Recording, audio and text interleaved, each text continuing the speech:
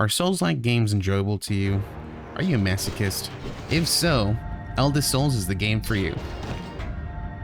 Fallen Flag Studios brings us this fast-paced, Souls-like boss rush experience.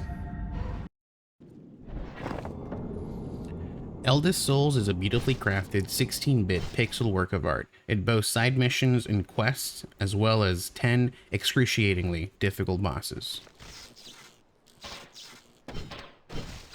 Eldest Souls cuts out the mediocrity of dealing with mobs along the way to bosses, yet it does not make it boring.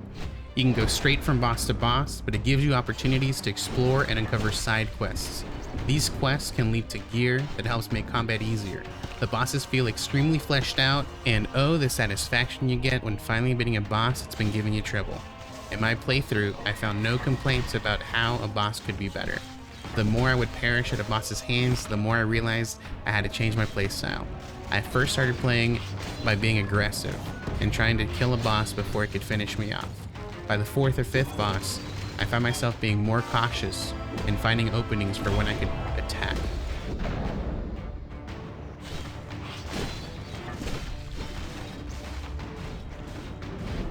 Eldest Souls offers a sandbox-style talent tree. You can choose to go defensively or even give yourself more mobility. If you're more of a patient player, you can go more into a counter-style build or even an aggressive build. I call it sandbox style because you can remove skill points and apply them elsewhere at any time.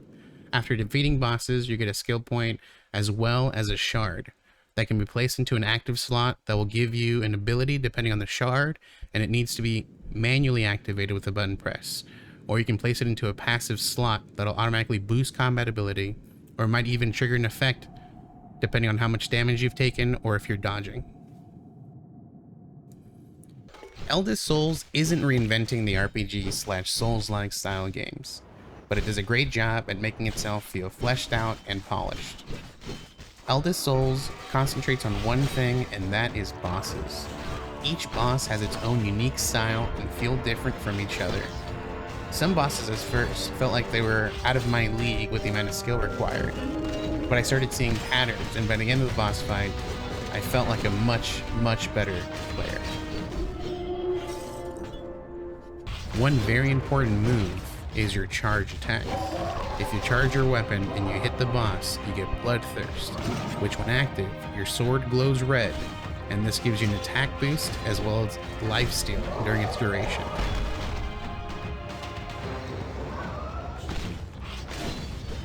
Along the journey to slay all the bosses, you'll meet various NPCs, each looking for items found throughout the world. Handing them all that they request will yield items that will boost your combat abilities. Although the game world isn't that big, it does offer a travel system to get you anywhere that you need to go.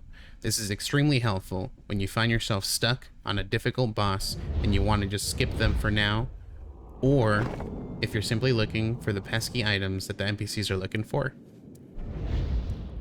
And on a side note, the environment could sometimes be slippery. Please watch out.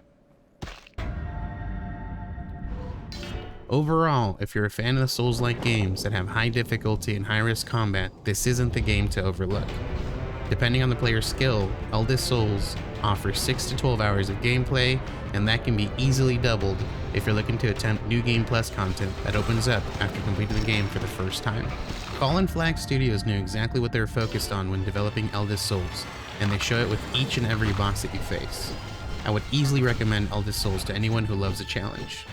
Eldest Souls launches on July 29th, 2021 for PlayStation, Xbox, Nintendo Switch, and PC.